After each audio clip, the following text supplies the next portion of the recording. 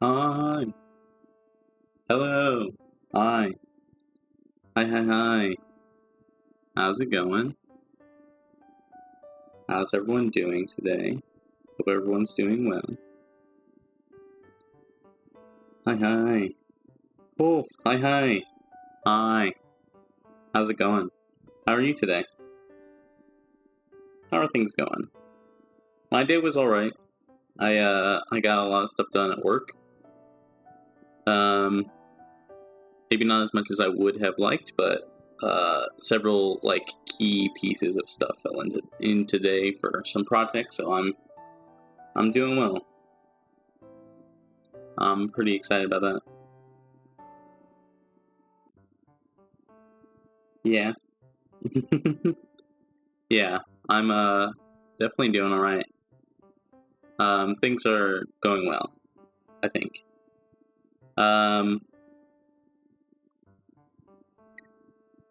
Some updates for me. Chat widget not working? Oh, it looks like it's not. Let me see here. Copy.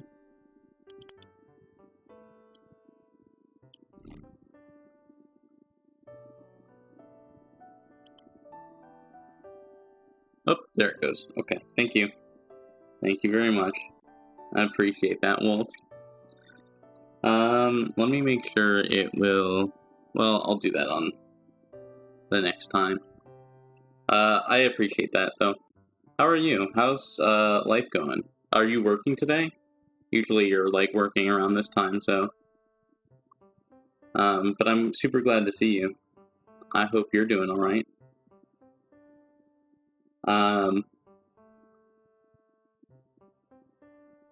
One small shift today, been feeling unwell. Oh no! Well, I hope you feel better. I hope you start to feel better.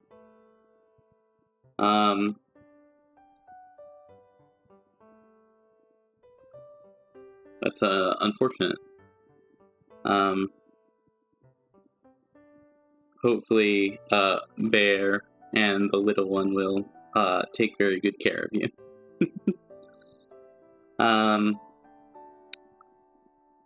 Some updates on my end. I bought a computer. It should be just a straight upgrade from this laptop, this 5-year-old laptop that I'm been streaming from. It was relatively cheap. It's kind of like a budget PC, but anything is really kind of better than this.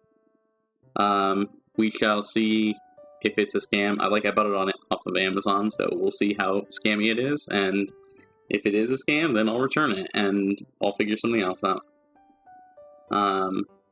But I'm not too worried about it. It has the Amazon return policy, so I should be fine either way. Thank you.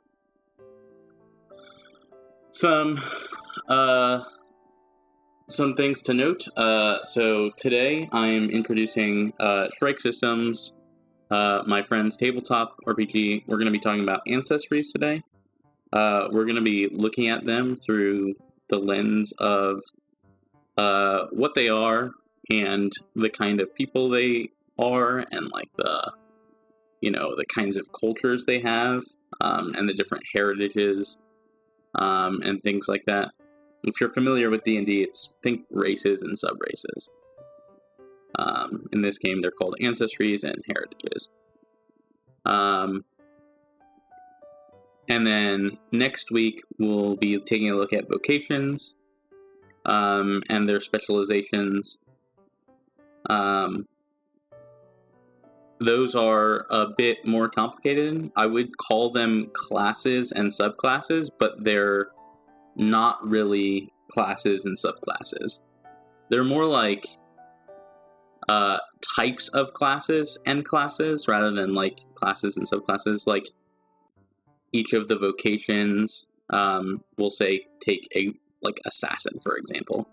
There are 5 assassins, I want to say, and The Gloamwing is more like a detective, and all of its skills are like about being, an investigator. Whereas the Executioner is what you might originally pick for, like, think of like an assassin, where high damage, high mobility, and a focus on, executing things. But that's next week's conversation. This week we're talking about Ancestries. So,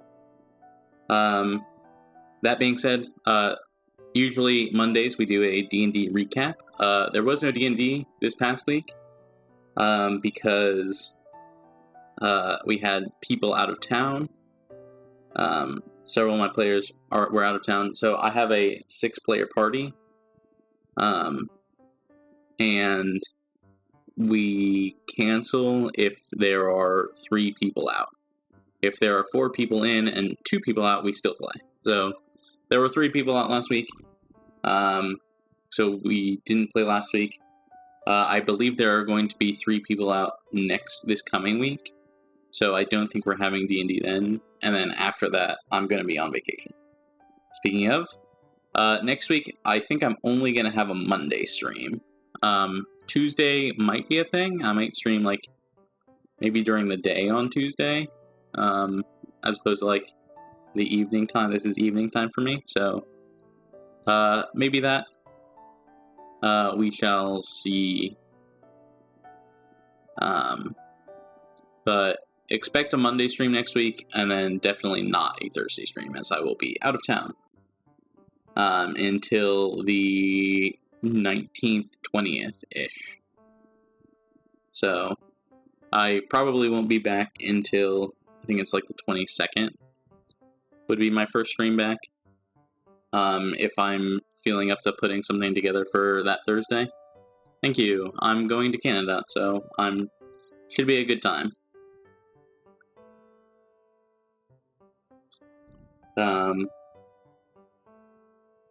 Yeah. I got my tea here. I got some water. Please remind me to hydrate every so often, because I will forget and I will destroy my throat. But yeah. I think that covers everything, like all the announcement-esque stuff. We got more Inscription tomorrow. I had a lot of fun with it last week. I want to, like, continue, like, the sub-story that is going on with all, like, the roguelite stuff. And then we have more Yakuza on Thursday. So yeah, should be a good time. Really, really looking forward to it. But I'm really looking forward to introducing you to, like, all the Shrike system stuff, so that way we can get started on some world building. I have some, like, key ideas that I want to put together for, like, my own setting. So I want to introduce you all to it so we can, like, actually get started on that. I probably won't be getting into the mechanics of the game too much. Not in either this stream or next stream. Maybe more next stream, because we're going to be talking about, like, the vocations and their skills, but probably not too much until, I'll probably have a stream dedicated to the mechanics of it. But yeah, today we'll be talking about Ancestries. So without further ado, I think we should probably just hop right into it. Give me 1 second here to make sure I got everything going. This. Okay. Let me have some tea.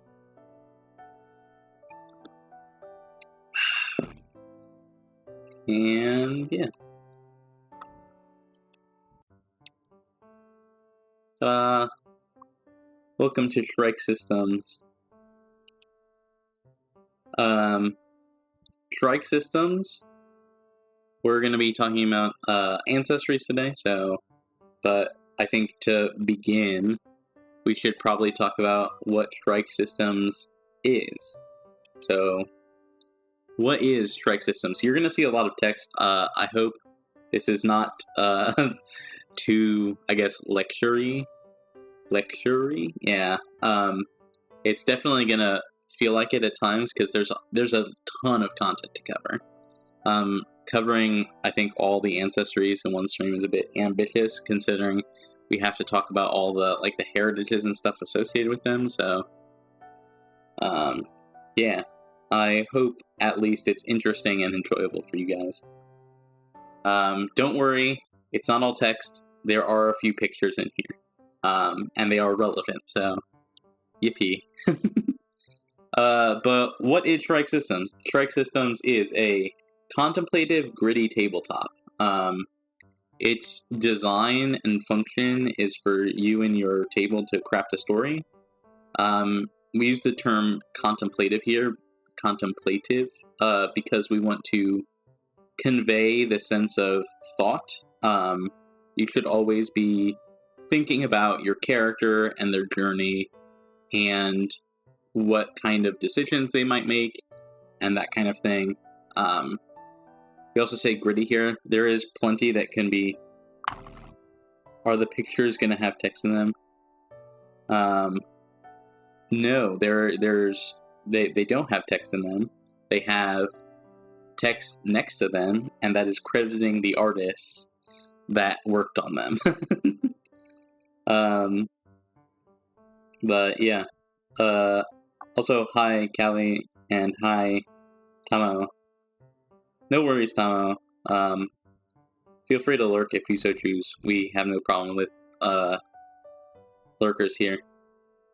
But yes, Shrike Systems can be gritty.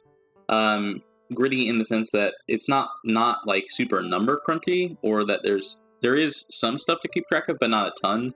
The interface, like the UI, keeps track of a lot of it for you.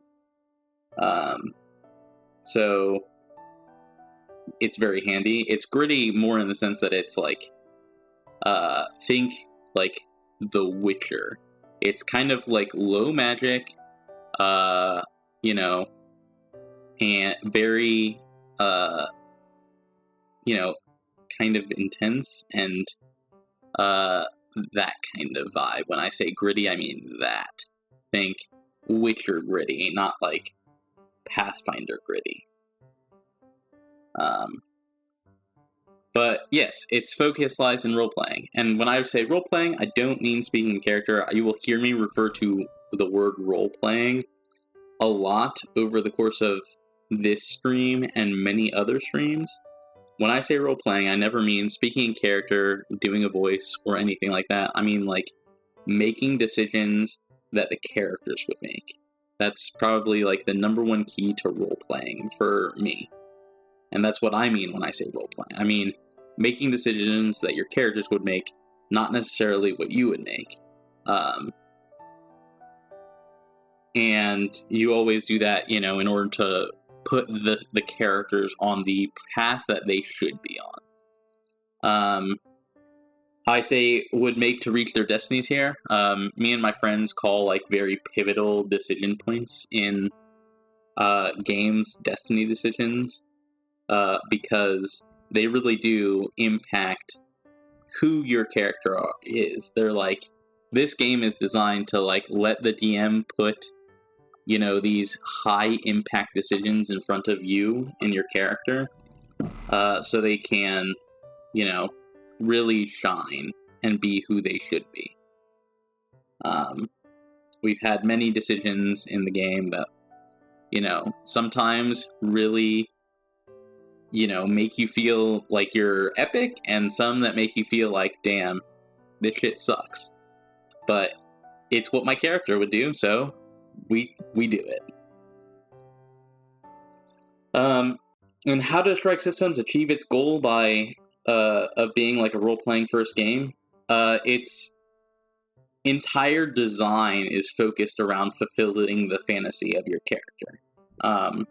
So if you want to be, you know, a huge unkillable tank, you know, that like walks through a battlefield and takes arrows and, never goes down, you can do that. And there's the design behind the behemoth vocation is designed to give you that feeling of, yeah, you are literally an unkillable forward-moving tank that never goes down.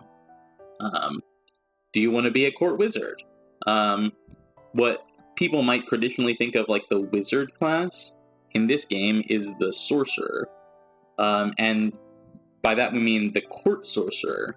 It's like literally a court sorcerer. They are more politically oriented. They are a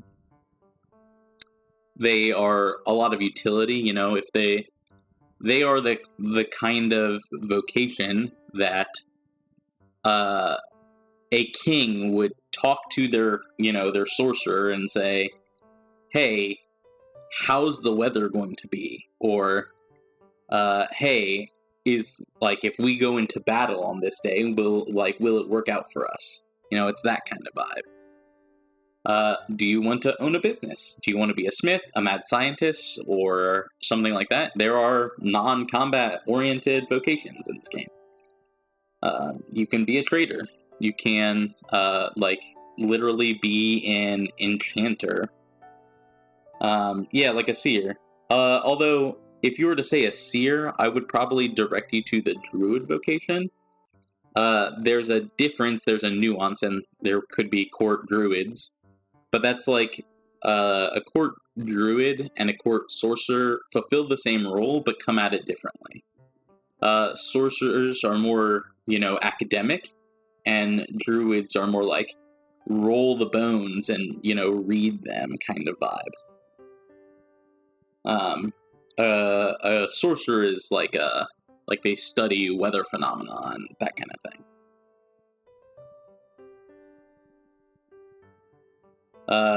But yeah. But these are all examples of vocations. You could be a hunter, an executioner if you want to be an assassin. But today we're talking about ancestries. And to do that, you're going to need to throw out all the tropes that you know. Everything that you think you know about fantasy, throw it away. There are no humans. There are no elves. There are no dwarves. There's no orcs. None of that. There's nothing. Toss it aside, because it won't be of service to you here. All of the Shrike systems ancestries are unique. Some of them have certain resemblances to the kinds of things you might know, but they don't directly translate. If you say, like, Shrike systems, I will say if it does not do a great job of saying, hey, I want to be, an elf wizard. Like, that doesn't exist in Shrike systems. So, because elves don't exist, wizards don't exist. You can have, tons of, skills and sling spells and stuff, but that's not necessarily a wizard. You can be, a nature-y oriented ancestry, but that's not necessarily an elf, right? So just be aware that everything you're going to learn here is brand new. And I hope at least one of these speaks to you. So let's dive in. Ancestries. Who are you? The first ancestry we're going to talk about is the Auroric. I've grouped the ancestries into groups. The first three that we're going to be talking about today, Auroric, Eltanine, and Sensaga, are all of the ancestries that were not naturally born into the setting. They weren't, like, evolved from anything or anything like that. They were literally created by the gods in the image of something. So, Auroric, the first ones we're going to be talking about, were created in the image of the Aurora, like think Aurora Borealis type thing. They were originally souls that communicated with dancing boreal lights. It's said that they were originally mute, and they didn't speak. And they communicated telepathically. Think of them, they have either pale, skin, green or gray skin with like either very dark or very light hair. Think kind of elfish build, I would say. They're like about average compared to humans, but they're slightly taller, slightly more slender, and they have like pointed ears. They are traditionally associated with the occult and mysticism. They, mechanically speaking, they literally have a power that lets them sense magic items, which is very rare. The ability to determine whether an item is magic or not is unique. So Auroric being attuned to that really helps someone who wants to be super magically focused fulfill that kind of fantasy. Auroric tend to, because they do literally have, they communicated through the dancing boreal lights. They literally originally could communicate telepathically, and 2 of the heritages still retain that. The liminal and the hollow. So let's talk about the heritages. The liminal Auroric are almost like the quintessential magical Auroric. They are super magically attuned. They have, a brief ability to teleport, I believe. And they typically have eyes that are like pools of black with white gold pupils. They no irises. They're like almost like kind of alien looking. The hollow Auroric are the Auroric that are tied to like death and the afterlife. Auroric have this kind of cycle of afterlife and resurrection and, what's the word?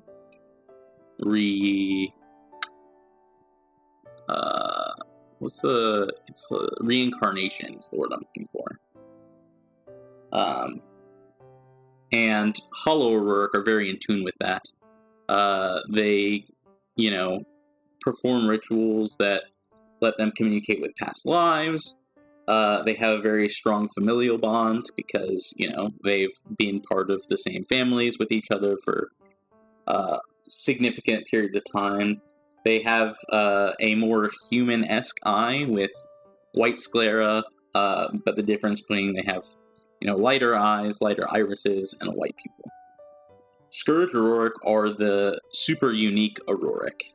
They originally splintered from the other heritages in the ancient times and rejected the aurora and the reincarnation process.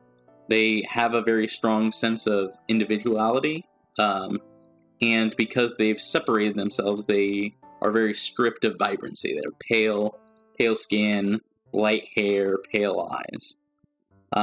They have very unique mechanical abilities that give them very much a different feel.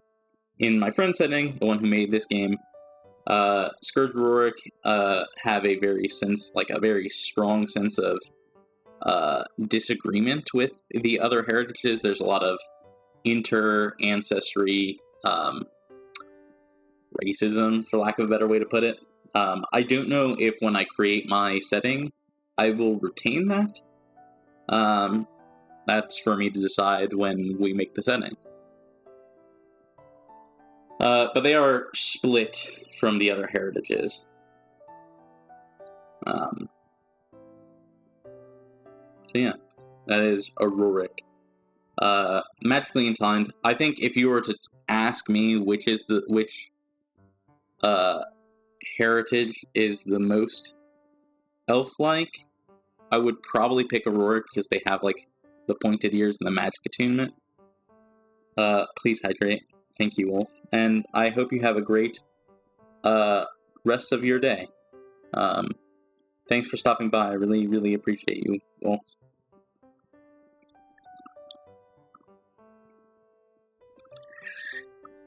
Thank you. But yeah, Auroric. Magically inclined, have this, the capacity to communicate telepathically if you are not Scourge. Have a very strong sense of bonding, again, if you're not Scourge. And were created by the Divines. Next one we're going to talk about is Eltanine. Eltanine are probably the most quote-unquote human of the races. They were created by the gods. They are extremely varied, both in look and in temperament and belief. They have rounded ears, but they were created by the Divines in the image of dragons. Many Eltanine possess, slight draconic features, whether it's like claws, like their fingernails are like claws, whether they have sharpened teeth, whether they have scales at some part of their body. But the one thing that all Eltanine possess is reptilian eyes. They all have like vertical slit pupils that distinguish them from, like, you'll never mistake them from a human because they possess that like very draconic, like in your face visage. The three heritages of the Eltanine are the Northland. Northland are taller and brawnier. They have, light hair, fair skin, blue-green eyes. They are probably the most, I guess, warmongery of the Eltanine. They value grit and determination and power as a people. And they, like, really represent Eltanine's, like, capacity for conquest. Midland Eltanine are of medium build. They have straight black hair, dark eyes, and like a bronze hue to their skin, like a yellowish bronze. Midland Eltanine value skill, technique, and tradition. They are very, I guess, probably the most lawful, I would say, of the Eltanine. They very much value their own societal beliefs and that kind of thing. But yeah. And then lastly, we have the Shoreland Eltanine, which are of medium build with like thick, wavy, dark hair, amber eyes, and like dark brown skin. Think like kind of like a Mediterranean vibe for Shoreland Eltanine.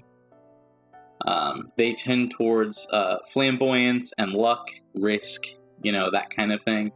My current character right now is a Shoreland Eltanine, and I'm very excited to play her. But Shoreland Eltanine are, they exemplify like the ability to live in the present, live for the now, enjoy life, and not stress over the future or the past. They don't worry too much about anything like that. They're, just here to live, and I love that. We'll talk a little bit more about Eltanine because I have an image. This is art by Shidana Sayo.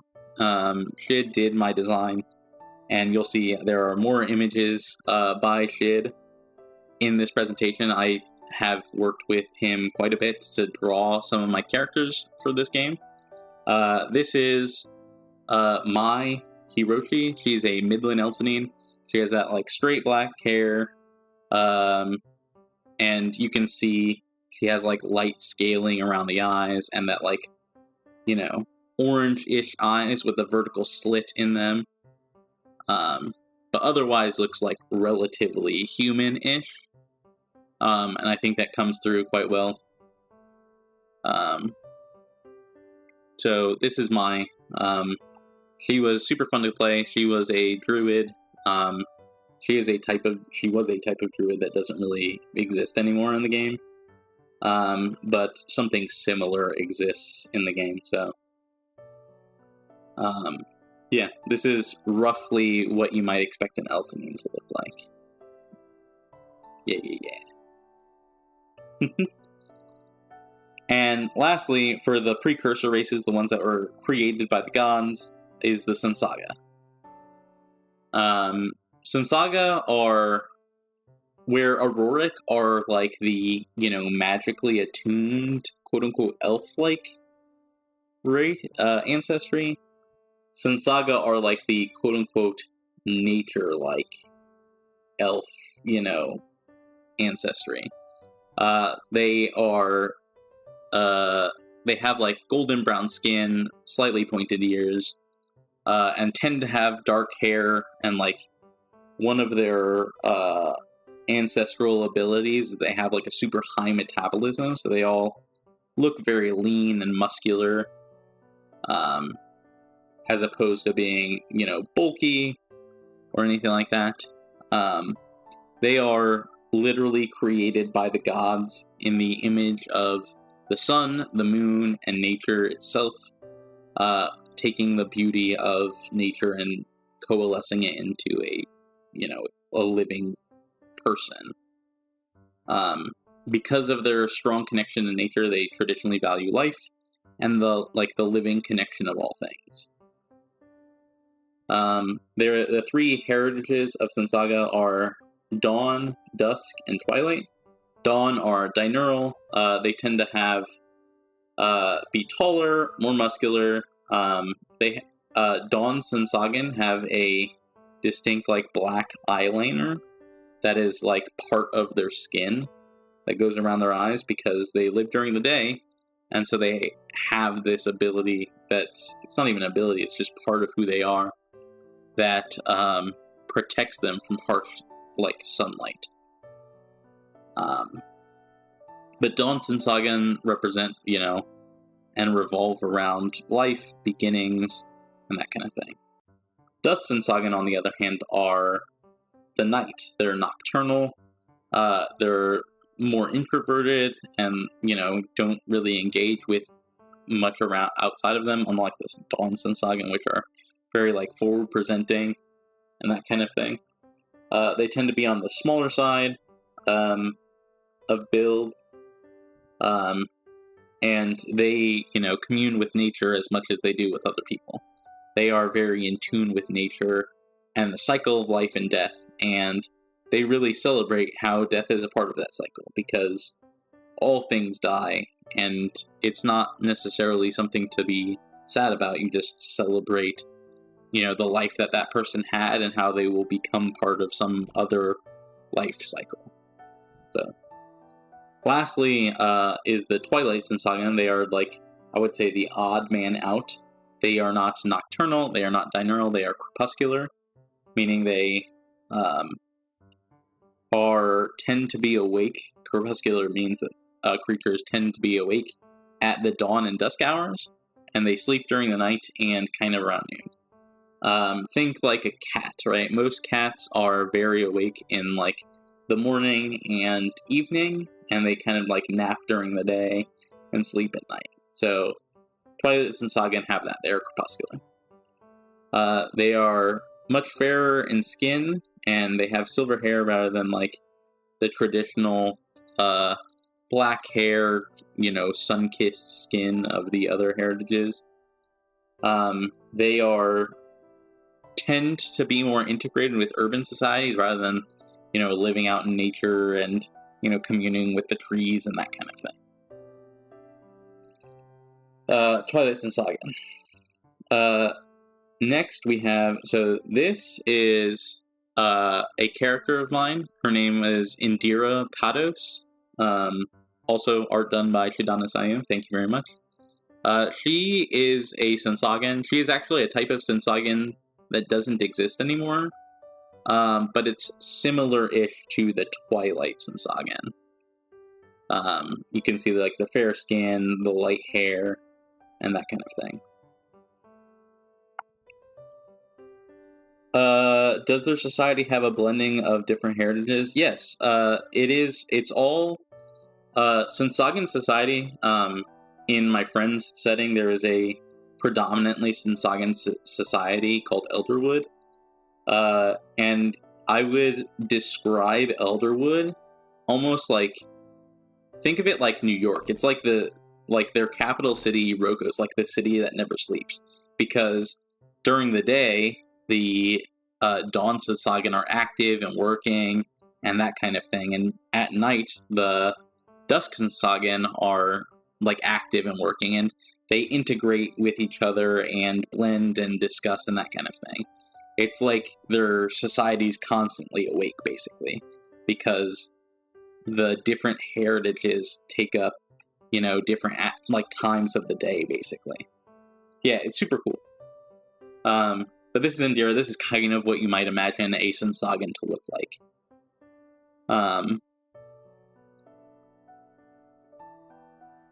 Also, hydration check. Thank you very much.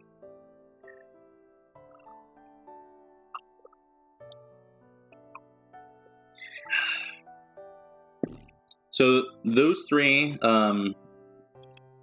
Sinsaga, Eltanine, and Auroric, are the three, we call them the precursor races. Again, they were created by the gods. Everything else that you will see from here on out was not like handcrafted by the gods. They either descended from, other creatures, or they evolved naturally over time. Next, we're going to get into the former, those that descended from and kind of interbred with other creatures kind of thing. And we're going to start with the Elseer.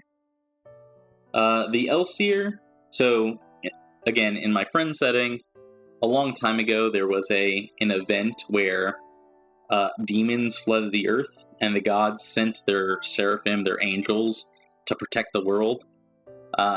And they did, and once the conflict was over, the seraphim settled, basically, and mingled with the races that existed at the time.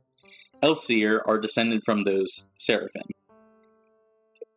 They are, I would say, almost indistinguishable from Eltanine. The only difference being that they are devoid of any draconic traits. Which, Eltanine, other than their vertical pupils, they can be devoid of most draconic traits. They don't necessarily all have scales, they don't all have claws or fangs or anything like that. So, unless you're looking at a character in the eyes, you'll never be able to tell whether they're Elseer or Eltanine.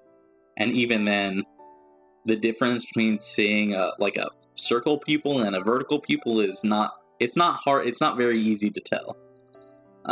So Elseer can live almost in hiding if they need be, and they just pose as an Eltanine. But they are descended from angels, literally descended from seraphim. They're one of the most rare ancestries that you'll come across. But playing an Elseer is very difficult. I played an Elseer once. I don't have art of that character. His name was Gaius. And playing an Elseer is very difficult because Elseer face pressure from the divines to carry out their will. Elseer will literally have dreams and discuss things with gods and angels and be commanded to do their god's will, lest they be cast into the abysses, it's not easy to play an Elseer. They face a lot of pressure from outside forces to either do good or do evil, as you'll see here in a second. And if they don't, they can face punishment from the divines and that kind of thing. It's very interesting if you want a very dynamic ancestry, an ancestry that will have weight on the way your game is played. Pick an Elseer. They are a very, very interesting ancestry to play. Their heritages are Orate.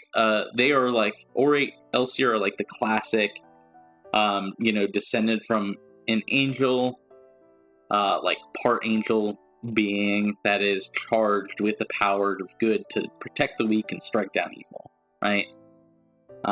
It's like the classic, half-angel race is the Orit Elseer.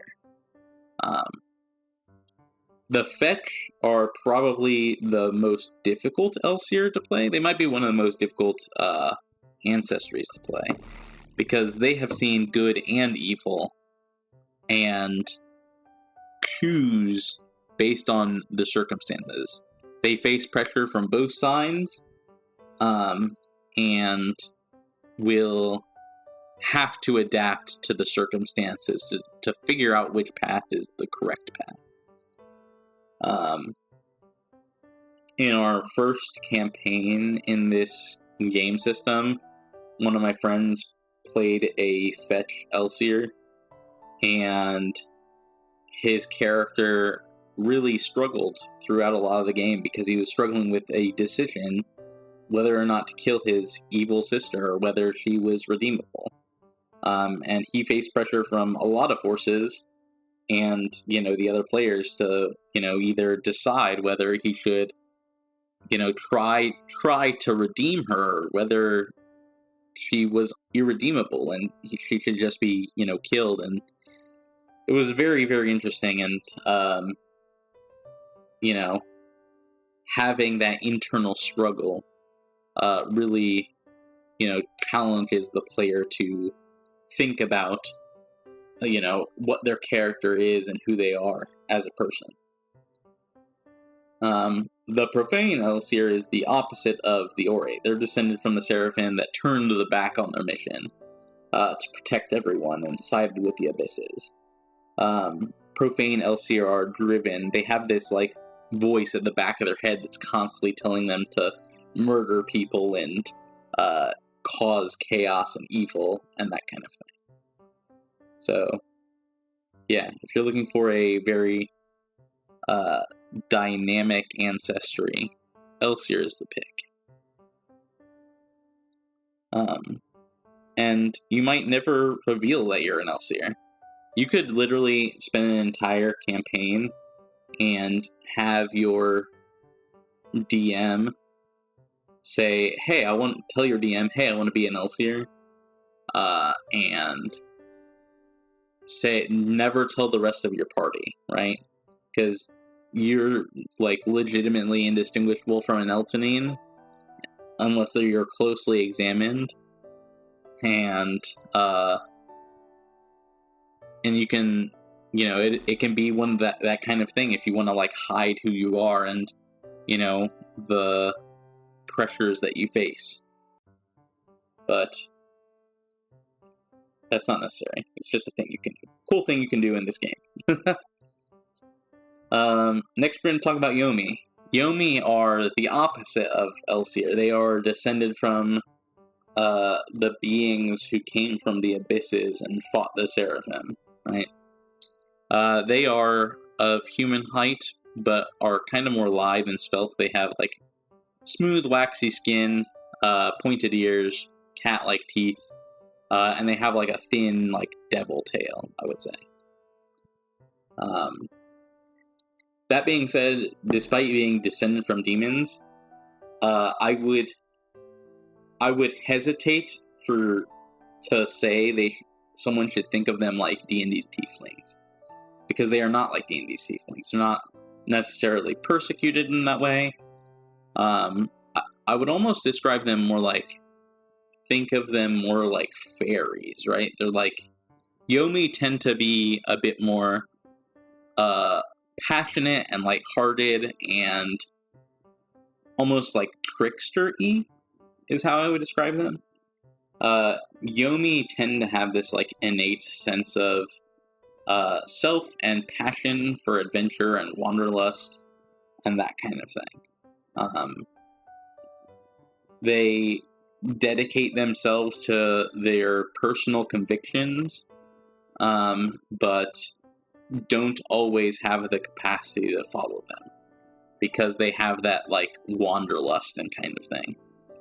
They're almost kind of gypsy-esque because most Yomi tend to live out on the road, I would say. Although there are plenty that do settle. The three Yomi heritages, the first is the Exalted. The Exalted Yomi are almost like politicians in a way. Is this a game? Yes, this is the Ancestries, think races, for my friend's tabletop RPG system. It is called Shrike Systems. I'm just going through the Ancestries. Yeah, it's super cool. This game has been in the works for, near on a decade now. And I'm super glad to be able to introduce people to it because I think it's super cool. It's very unique. Like, none of these Ancestries are in any other fiction. So yeah. But Yomi heritages. Exalted Yomi are more politically oriented and plotting. They have a very high association with intelligence and less with acrobatics, I would say, that most Yomi are associated with. They have a very high social quotient, an emotional quotient. They tend to be able to read a room very well, just as part of who they are. These Yomi have light blue skin and orangish eyes. Them and Glimmer Yomi, which have a darker skin and orange eyes, I would say think of them in appearance almost as Nightcrawler from the X-Men. They have that blue skin, devil tail, light eyes, and that kind of thing. Glimmer Yomi are much more acrobatic and curious. They have a passion and are never, deterred by setbacks as a person. Less involved with the, scheming and politics that the Exalted tend to get themselves into. Glimmer Yomi are much more associated with I think acrobatics is a great word. They have the capacity to do flips and shit, as one might say.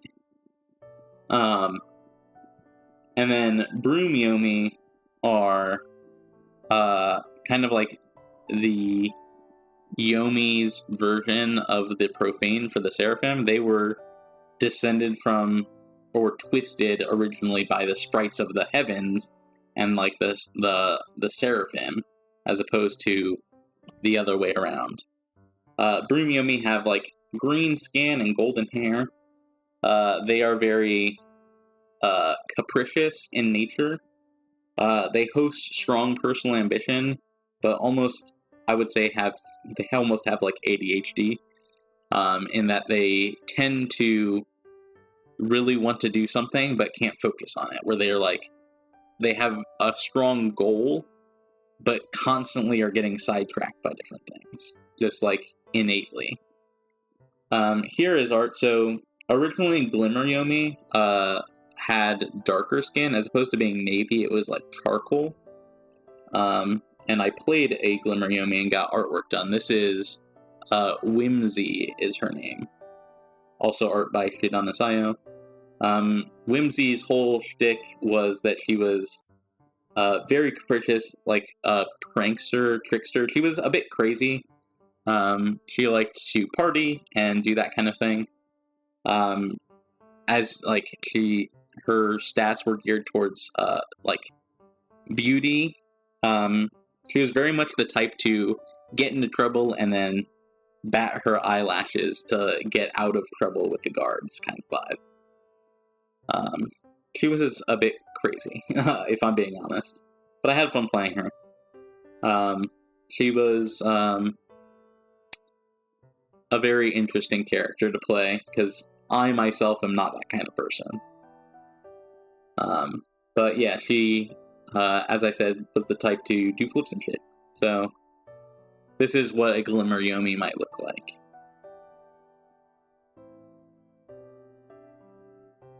So we've talked about descending from the angels and descending from the demons. Next, we're going to be talking about descending from the dragons. A long time ago, there was, in my friend's setting, there was an era where dragons and giants feuded.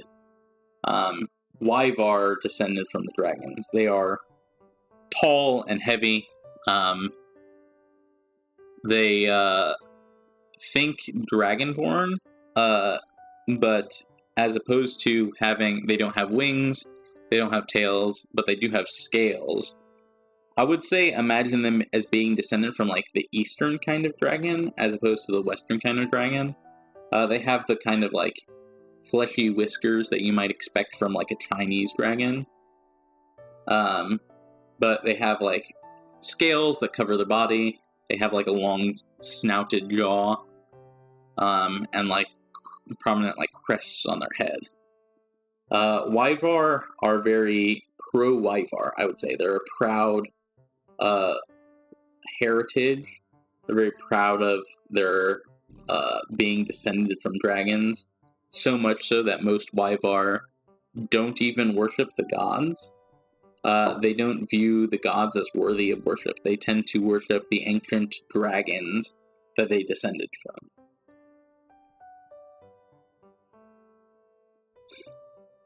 Let me take a sip of water here.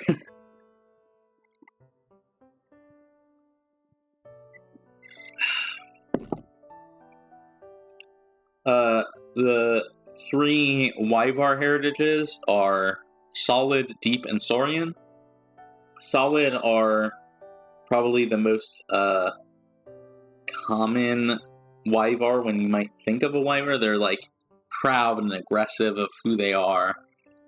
They value honor and despise cowardice. They're very forward-facing and forward-presenting. They are always constantly striving for more. These Wyvar tend to be in shades of gray, olive, and orange, and like bronzish copper.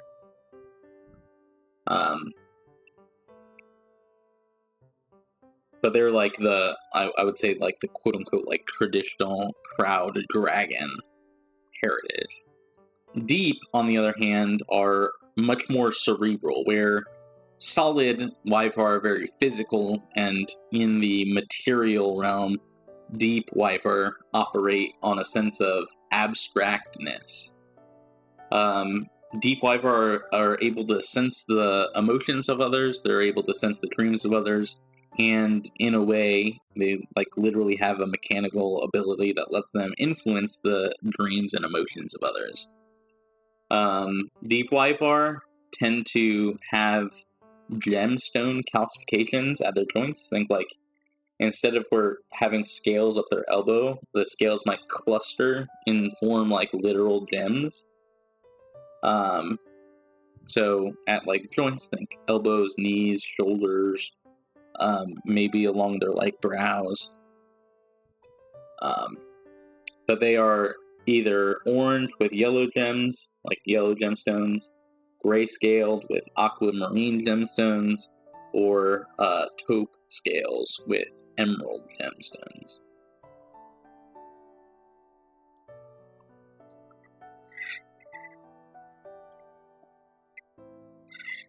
Lastly, we have the Saurian Wyvar.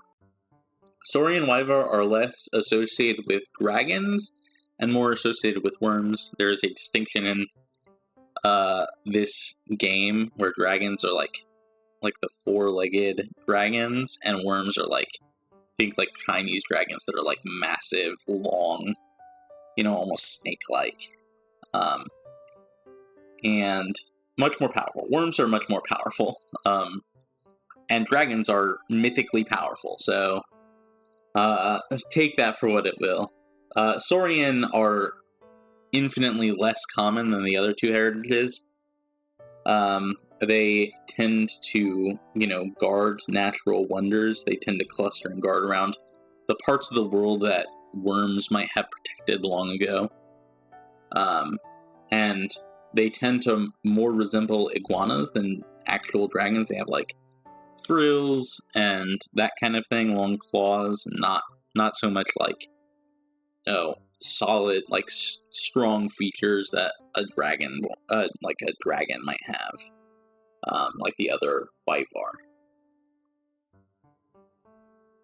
So Wyvar descended from dragons. You can see that they feuded with giants. We have the ancestry that descended from giants as well. The Mao. Mao are massive. They are literally the largest ancestry. They stand roughly between 7 and 8 feet tall, which, let me see what that is in centimeters.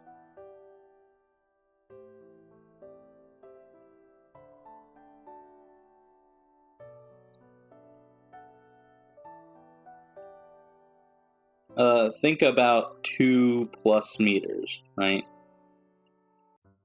2 to 2.5 meters. Yeah, they're massive. So super massive, muscular beings. They tend to have green or blue-gray skin, with dark hair. They, like the Wyvar, revere the dragons. The Mao revere their giant ancestors who once ruled in my part of my friend setting. Mao are less societal focused and more focused on seeking personal achievement and being the best versions of themselves. I would say Mao are my favorite race. I would say, maybe.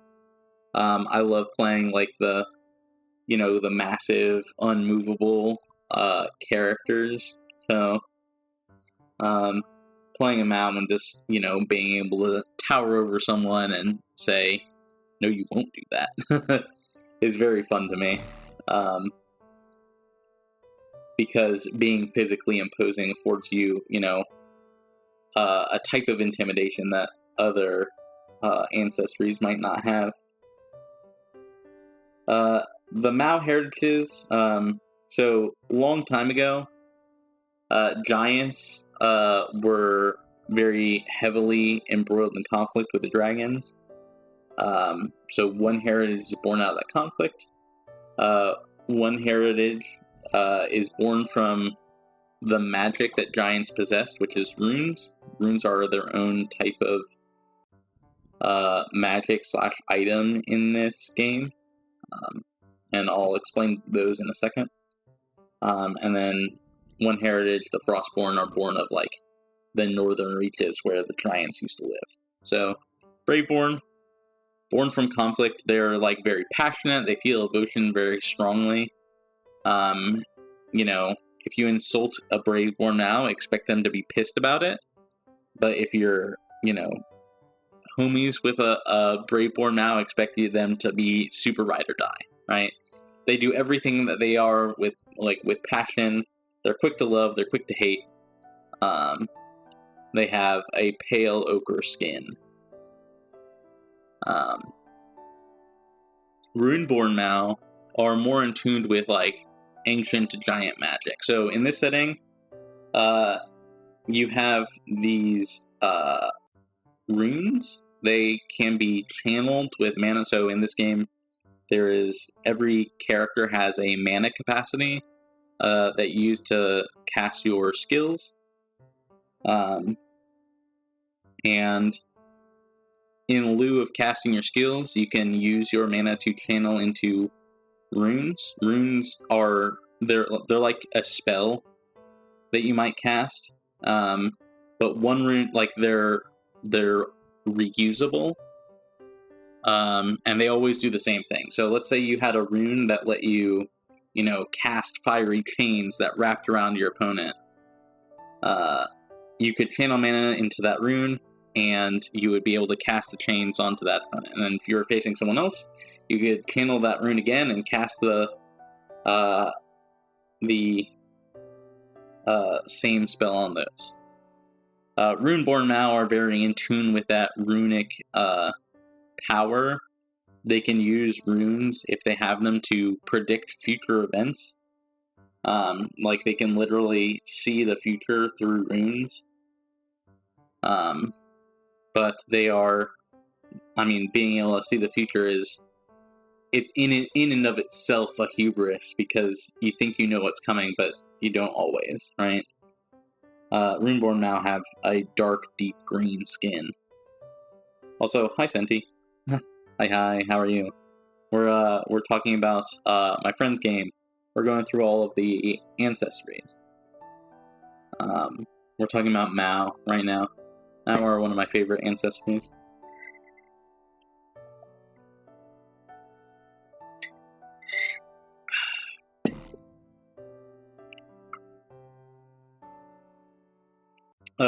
Lastly, there's the Frostborn Mao. Mao are...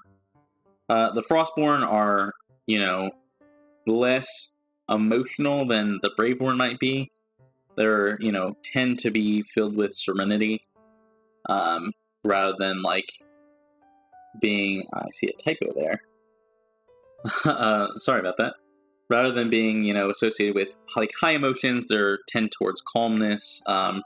They are, the slowly plodding forward, plodding, plodding forward type characters. They have ice gray skin as opposed to green or ochre. This is the last image we have here. This is art done by GK or Sogan. This is Einad, a character of mine. He was a Braveborn Mao. You can see he's huge. He's got these like super thick muscles, wielding a sword, with a massive sword with ease. Einad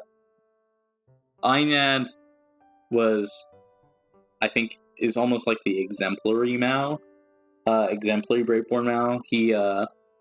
He actually like died fighting to save someone's life, and then got brought back to life in the service of a god. And he was super fun to play. He was very much the, I don't take shit from people. You'll do as I say because you can't do anything about it. But he was good, so that was great. This is what a Mao might look like, what a Mao man might look like. Senti, having a headache, but you'll survive. Oh, well, thanks for stopping by, Senti. I hope you feel better. Hopefully you can, like, take some ibuprofen or something, and your headache will go away. Appreciate you stopping in. Yeah. Einad was...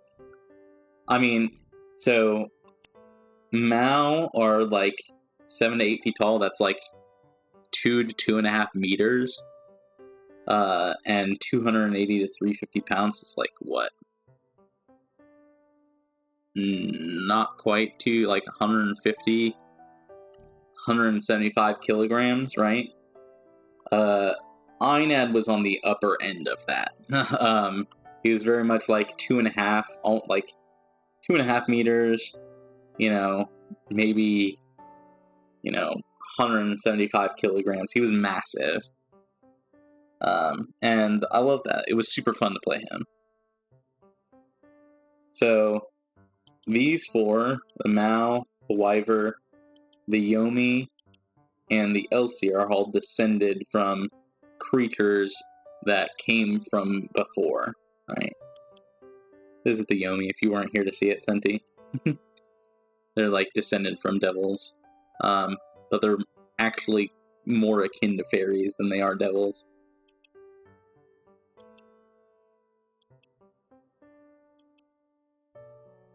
You like what you see? Yeah. Whimsy was very attractive. But that was kind of her shtick, right?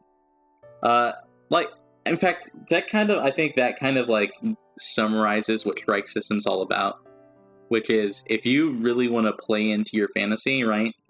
Like, Einad was, like, all about being big and strong and unmovable and unkillable. And he really, like, if you play into that, if you make your character like that, then you'll have a great time in this game, right?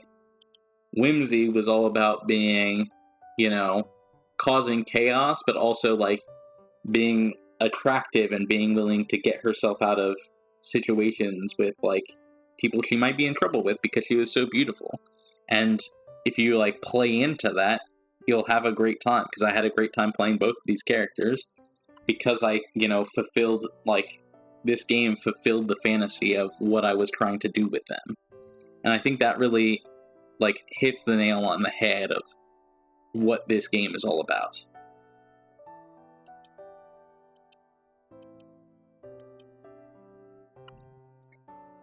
Next, we're going to talk about Farum. The rest of the races, there's, like, what, 6 more? 5 more?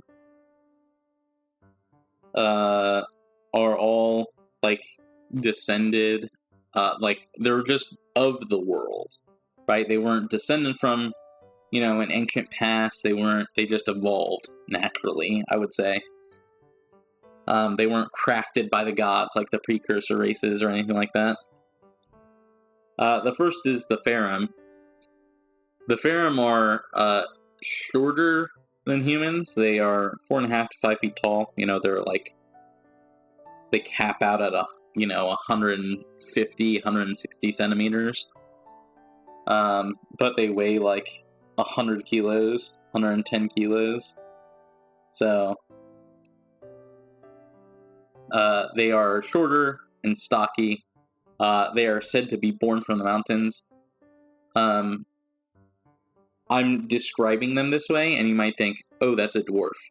But they aren't dwarves.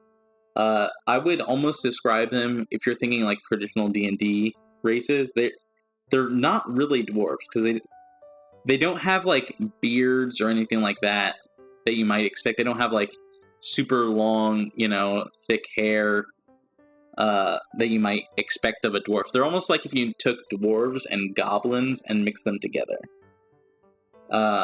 Because they have like smooth skin, clean faces, broad, flat noses. They tend to have like red skin or gray skin. They aren't like, yeah. No, like, massive beards that go to the floor or anything like that. They have small pointed ears, as well. But they are like dwarves in that they're, born from mountains, and they're expert craftsmen. They're super lawful. They value honor and might. Farum society is very much like all about being like a war hero almost. If you're pursuing, what you are, then you will be a hero in Farum society. In Farum society, if you are a hero, I would say if you're a Farum, a hero's death is the death of a hero makes a hero eternal. That's the way I would describe a Farum, right? They all, especially Orgard. The Orgard heritage are like the most traditional and common. They value war and glory, and conquest. Always trying to expand their territory. They build like massive strongholds and that kind of thing. Orgard have red skin and, charcoal gray hair. Whereas Death Guard are like the super deep living. They live in like dark chasms and have become accustomed to life in caves. They have like plum or gray skin and gray eyes. Most Death Guard, like Farum, tend to be more martial and traditionally like combat oriented. But the Death Guard are probably the most in tune with magic, because they spend their existence protecting old tombs from those who might try to resurrect the dead. Because of that, they are the most adept race at defending against the arcane. Gold Guard, on the other hand, are all about, the delve, right? Whereas Orgard are all about conquest and strongholds and that kind of thing, Gold Guard are always seeking more. They're constantly digging for more treasure. They're digging for more gold, and that kind of thing. They're constantly struggling to survive because they keep just trying to go deeper.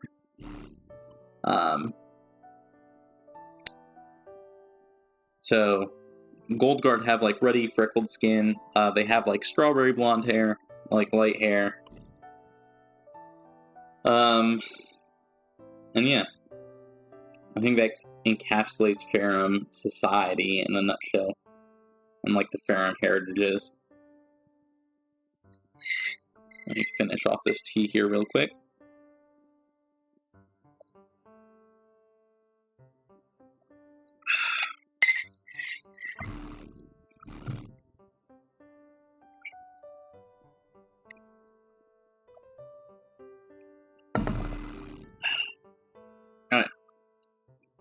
Alright. Next up is Sidereal. Sidereal are on the upper end of like humans. Like the tallest Sidereal might be like 2 meters tall. The shortest Sidereal might be like 180 centimeters, or like 5'8"-ish. They have pointed ears and lean frames. Sidereal are literally like born of elements. Like, think like the Avatar: The Last Airbender elements. They're like beings literally born of fire, earth, water, and air. Sidereal society is probably the most modern. They tend to have, complex architecture. They tend to like have crafted a society that is, tall buildings and windows, air, running water throughout their cities. Everything to do with nature and being tied to like the literal elements. Most Sidereal walk barefoot, so they're always touching the earth, for example. The Sidereal heritages are as followed. Vias Sidereal are attuned to air. They have like tan skin, and they have like a star field, like galaxy-like pigmentation along their limbs. They have a faint breeze that constantly wafts around them. And they are like representative of the Sidereal paragon, right? Most Vias Sidereal take places in like places of government. They value rank, they value, fame, and that kind of thing. Ignis Sidereal are the opposite, where they resent, law and demands, and they chafe at rules and that kind of thing. Ignis Sidereal are associated with fire. They have, like, golden skin and red hair. They literally have eyes that flicker with light. If you were to look at an Ignis Sidereal's eyes, you would like literally see like firelight flickering behind them. And they often smell of like smoke and charcoal. Oasis Sidereal are like literally the pillars of Sidereal society. They can literally create water from nothing. They are attuned with water, and they for a society that may, live in a desert, or may not necessarily be next to a river or an ocean or something like that, Sidereals rely on having an oasis with them to create water from, pull water from the air, or excrete water from their pores, just so that everyone has like the ability to drink. Oasis Sidereal have like aquamarine skin, and either white or black hair, like blue, black, or ivory. Lastly are the Petrus Sidereal. Petrus Sidereal are like very analytical. They're thorough. They, move as stone, right? They are slow to act, but when they do, they act decisively. Petrus sidereal have like green skin and purple or black hair, and you will constantly see like dust falling from their skin, almost like it's like crumbling off of them. Sidereal society is very interesting. Like I said, they have like almost like modern civilization, like architecture, but at the same time, because they are so in tune with the elements, sidereal society might have like no doors. They might have only like curtains to let the wind blow through their houses and things like that. It's very neat.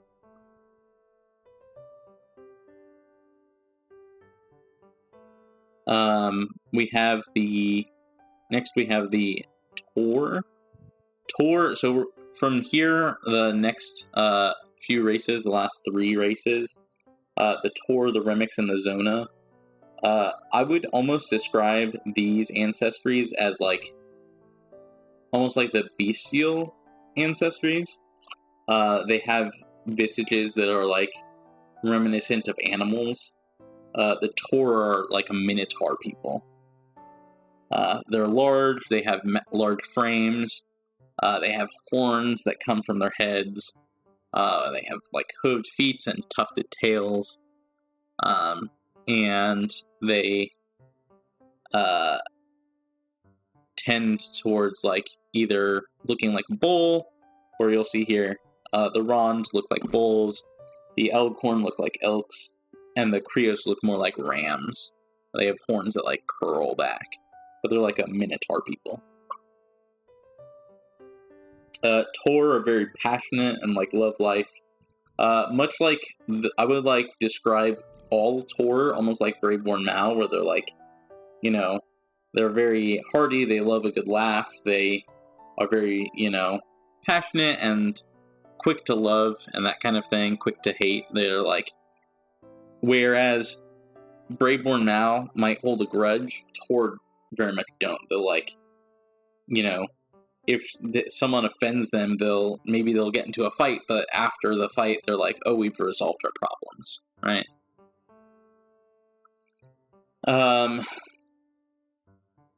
Rond Tor are like very zealous and love battle. They're kind of like almost like the Farum in a way, where they value strength and prowess in battle. A Rond Tor might challenge someone to, an arm wrestle to decide something rather than like a test of speed or anything like that. They'll like, well, they might do a test of speed. They might not do like something like who can solve a puzzle the fastest.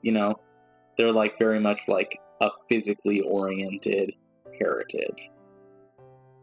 The Elkhorn are like a rugged, sturdy. They like live in mountains and highlands. They are, like I said, elk-like. They have their horns, instead of being like bull horns, they have horns that like sweep out and up, like you might see like antlers. But they have like yellow brown hair and that kind of thing. The Krios are the Tor that are the most, I guess, like the least common, I would say. They live on like cliffs and in sand. They're like designed, they're like, like mountain goats almost. They have horns that will curl up and back and around. Like an older Krios Tor might have horns that like, do the full loop to lock horns with someone.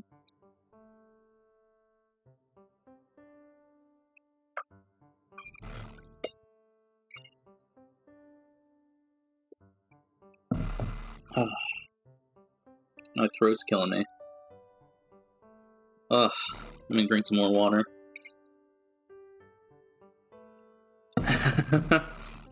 Glad we only have 2 left. The second to last is the Remix.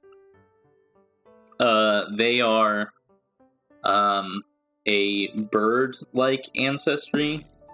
The Remix are of build like similar to humans, but like whereas humans can be really short, really tall, Remix are kind of like average in compared to humans in terms of they're like narrower, I would say, in terms of height and weight. The Remix are the sky folk. They don't. No Remix would call themselves an Accipiter or a Taito, right? The Remix they're just themselves. They're the sky folk. The people, like the other ancestries, ascribed these heritages to them to describe them. You know? But Remix themselves can look like any kind of bird. Remix have wings. I mean, they literally have wings that grow from their shoulder blades, right? They have arms, they have hands, they have talons.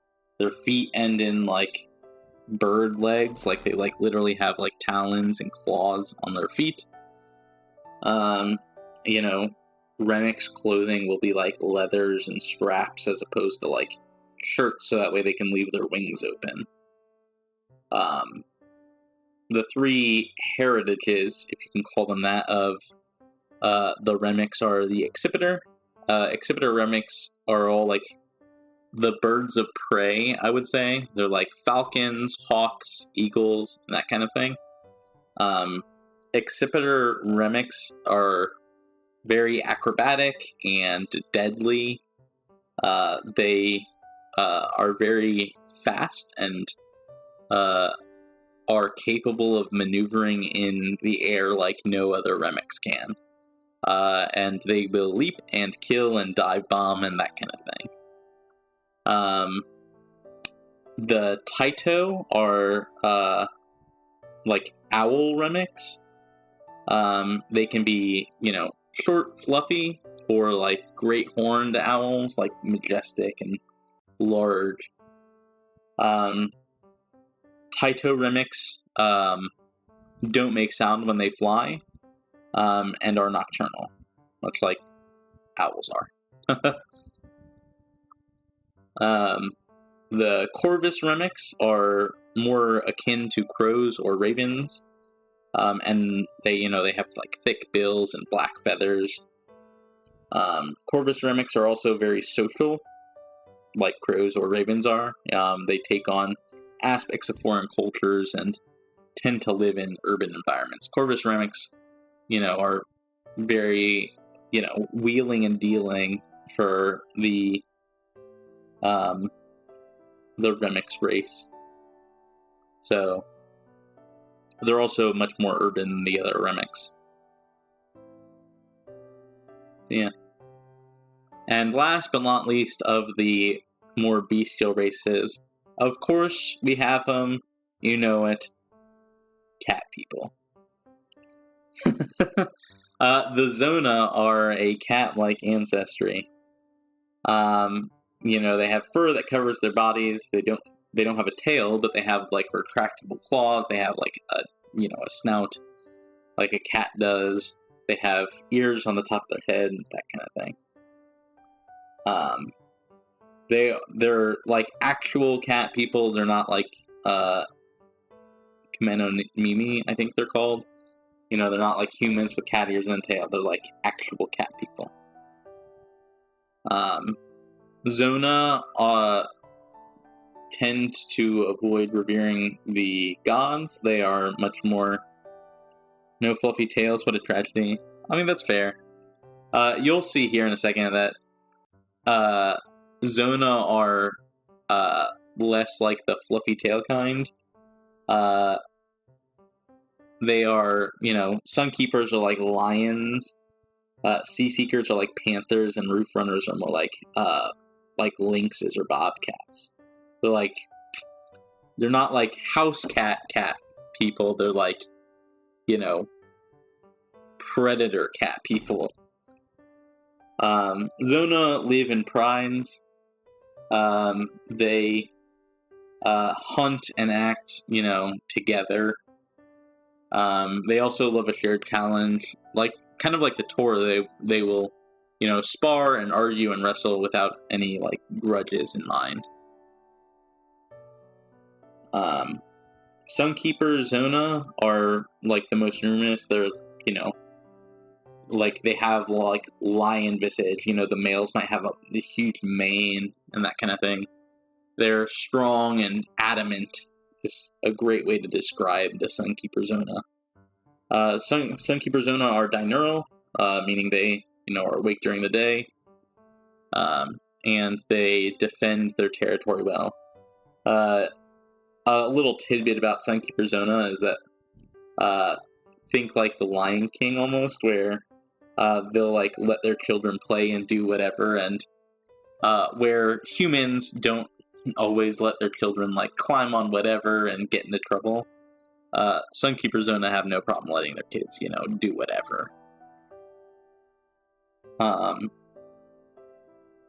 Sea Seeker Zona are where Sunkeeper are very much tied to the day and sun and that kind of thing. Sea Seeker Zona are tied to the moon and the waters. They, they're called Sea Seekers because they have this innate part of them that wants to explore and leave the pride and become traders and explorers and that kind of thing. They'll go sail the seven seas, hence the name Sea Seeker. But also they're nocturnal. They have this innate tie to the night, the moon, the tides, and that kind of thing. Sea Seekers look like panthers. They have glossy, sleek black fur.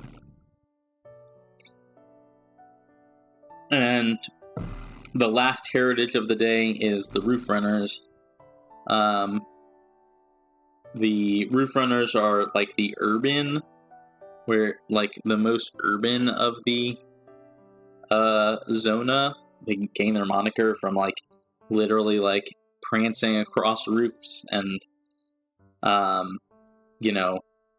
laying sunbathing on someone's roof during the midday sun. They are Roof Runners are crepuscular, much like the Twilights and Sagans, meaning that they are active in the morning and in the evening, but less so during the noon hours and at night. So those are our ancestries. We got the 3 precursor races. We have the Auroric, the Eltonine, which look like this, the Sensagan, which can look like this. We have those that are descended from, other beings that are the Elseer, which are descended from the Seraphim, the angels, the Yomi, which are descended from the devils, the Wyver, which are descended from the dragons, the Mao, which are descended from the giants, the Farum, the Sidereal, the Farum, which are just born of the earth, right? The Sidereal, which are born of the elements, and then the bestial races, the Tor, the Minotaur-like Tor, the bird-like Remix, and the cat-like Zona. So that is our comprehensive study on the ancestries. Yeah, this is all the ancestries. That's why I wanted to make a huge stream that talked about all of them. There are plenty, this game has plenty of options. You can be pretty much anything you want to be in this game. How many are there? What does that come to? 1, 2, 3, 4, 5, 6, 7, 8, 9, 10, 11, 12. Yeah, there's 12 ancestries. Each of them with 3 heritages, except for Sidereal, which have 4. So, definitely plenty of options to choose from. Like I said at the beginning, Shrike Systems is all about role-playing and being able to fulfill your fantasy. So if you have something in mind that you want to be, like, Shrike Systems allows you to be that, right? If you want to do something, Shrike Systems has an ancestry for you. And I think that's really what it all boils down to. Everything here is unique. It's all its own thing. And I'm super thrilled to be able to introduce them to you. So,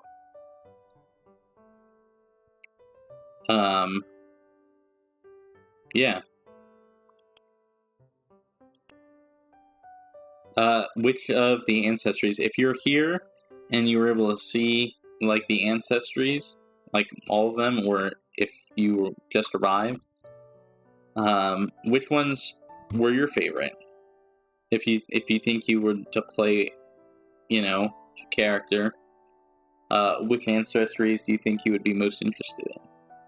Any favorites?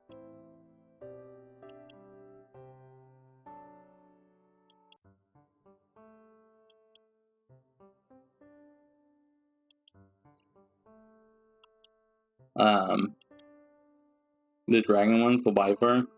Yeah, the Wyvern are super cool. Wait, did you mean the Wyvern, or did you mean the Eltonine? I don't know if you're here for the Eltonine. The Eltonine are like... The Wyvern are like directly descended from dragons. The Eltonine were created by the gods in the image of dragons.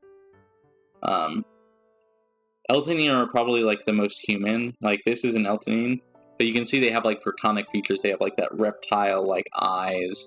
They have like scales that will like form on their skin, but they're like not covered in scales. Yeah, Eltonine are good. Like I said at the start of this, I'm actually playing an Eltonine right now. We just started a new campaign last week. I'm playing a Shoreland Eltonine here at the bottom. Shoreland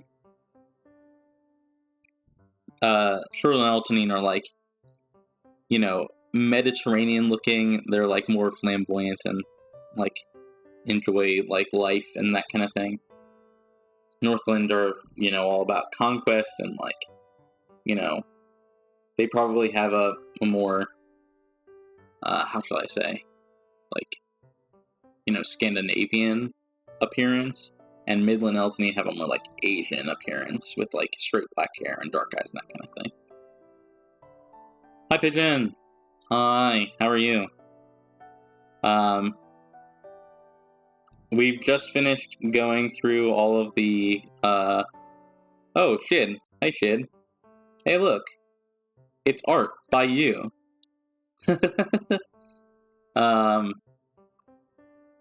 Why is this slime adorable? No, you. No, you. We're talking about the Shrike Systems Ancestries, and I am using your art, which I've graciously had done by you, as examples of the, like, this is a Sinsagan. I had such a heart attack. I mean, what else am I here for? If not to give you a heart attack, Shid. But thank you for the art. All of your art is super incredible. We got, of course, Whimsy, the Yomi. Thank you again for all you do. Thank you for designing me, and that kind of thing. So, yeah. You guys, if you guys were here, if you have a favorite ancestry, feel free to let me know. Or, if you watch the VOD, if you have a favorite ancestry, feel free to leave a comment for what you think you'd be like most interested in playing. Let me go through and say which ones I have played. I have played an Auroric. I've played an Eltonine. I'm playing an Eltonine, and I've played Mai. I've played a Sinsagan and Indira. I played an Elseer and Gaius. I played a Yomi and Whimsy. I have not played a Wyvern, but one of my friends has played a Wyvern. I've played a Mao, obviously, an Inad. I've not played a Ferrum, but they're on my short list, I think, of the ones I would want to play next.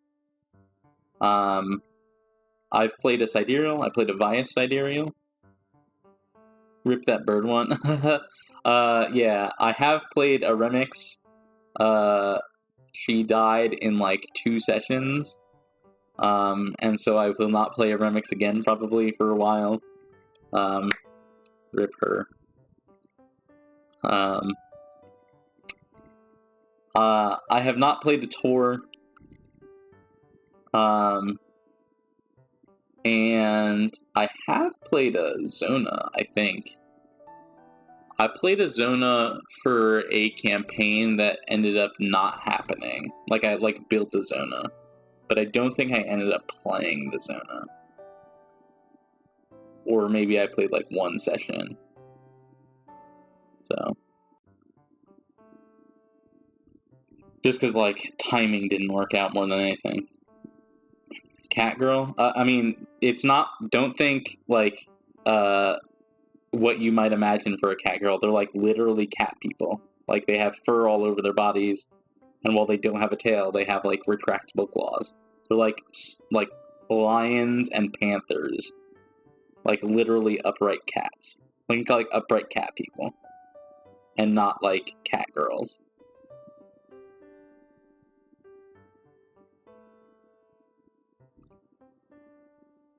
Sorry if that disappoints you, Shid. I know it might. So, but yeah. These are the Ancestries. I hope you've learned and enjoyed the time here. I'm gonna call it I've been speaking like non-stop with some water and tea for, you know, close to 2 hours now. So let me transition back to the just chatting screen. So we can wrap this up before I, like, really kill my voice. I'm still, like, not sure how someone can do, like, a just chatting stream for, like, 4 or 5 hours. Or let alone, like, the 12-hour donathons. That shit is crazy, bro. Ugh. But yeah, those are the 12 ancestries and each of their heritages. Again, if you watch the VOD, let me know. Or if you haven't and don't want to chat, just let me know what sounds like a skill. I mean, it literally is a skill issue. My throat and voice are most certainly not used to speaking this much. Yeah, I hope you learned something interesting. So, these were the ancestries. Next week, we're going to talk about the vocations and their specializations. Think like the classes, if you will. I hesitate to call them classes ever because the vocations in this game are not jobs, right? If you look at D&D, you look at a fighter, right? Like, that's literally someone's job. They're like a soldier, like a literal soldier. In this game,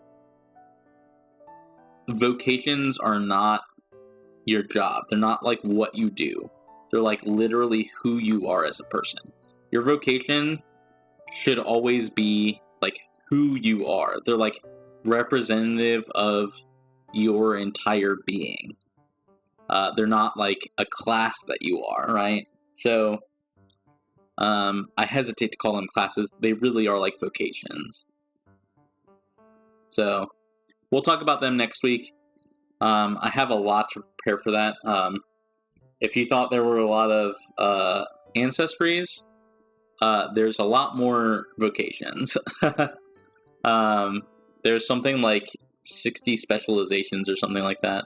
Like, there's 12 vocations, and each vocation has 5 specializations. So, we won't cover all their skills and stuff like that. I'll just give you, like, a brief rundown on, like, what their flavors are. Yeah. Like, this game is massive. And Senti, if you thought 60 was big, like, this, like, update that I'm presenting to you, like, shaved back a lot of stuff. Like, beforehand, there used to be, like, almost 100, I want to say, vocations and specializations. Like, it's a lot. My friend kind of goes crazy when he comes to creating games. He, like, really, like, likes to be in depth, and yeah, but it's awesome. It's awesome for us because, like, as players and, like, as consumers of the content, like, I can't imagine the amount of work that he's put in over the last 10 years to, like, make this game exactly what he wants, right? But for us as, like, people who consume the game and that kind of thing, it's really nice because you can see all of the design, like, how he channels his design, right? Which is all about, like, fulfilling your fantasy first, right? If you want to be, you know, an enchanter, you can be an enchanter. If you want to, you know, be a smith, you can be a smith. If you want to be a hunter, you can be a hunter. If you want to be a detective, you can be a detective, right? Like, there's so many options that you could, like, legitimately fulfill pretty much any fantasy in the game. And if you play into that fantasy, Shrike systems will ensure that you have a good time with that, right? And that's kind of like the core of Shrike systems, is being able to fulfill your fantasy and, like, lead you and your table to craft, like, a good story. So that's why I love this game. That's why I'm sharing it with you guys. That's why probably once I finish my current D&D campaign, I might never run D&D again. I might only run Shrike systems. Like, I think it's that good. And I think that's a testament to what me and my friend and, like, all of us have created together. So hopefully one day I'll be able to showcase a Shrike systems campaign on stream. I've never even collabed before, let alone organized a campaign. So, but I have faith we'll get there one day. We will definitely get there one day. It might not be, you know, in the next month, but soon at some point, right?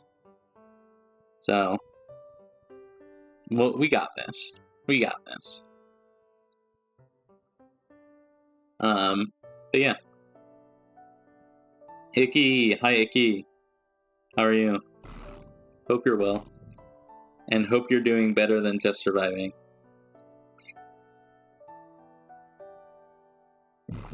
Same with Tanuki, if Tanuki's here. I have no idea.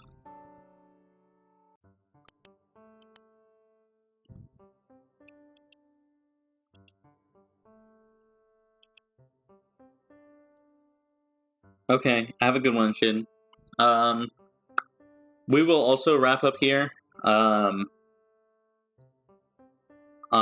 Surviving +1. I mean, surviving +1 is better than surviving, I guess. But we'll wrap up here. Tomorrow we're playing more Inscription, and on Thursday we're playing more Yakuza.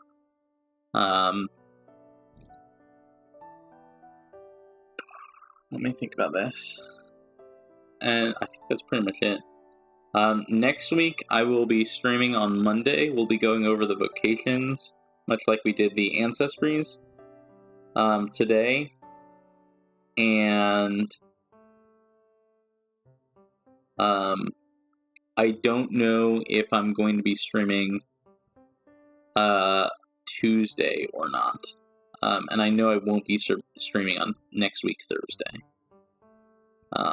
This week, Thursday, I'm doing Yakuza. Next week, Thursday, I'm not streaming. I will be out of town. I'll be in Canada. So keep that in mind. I'll see you guys when I get back. I think on the 22nd will be my return stream.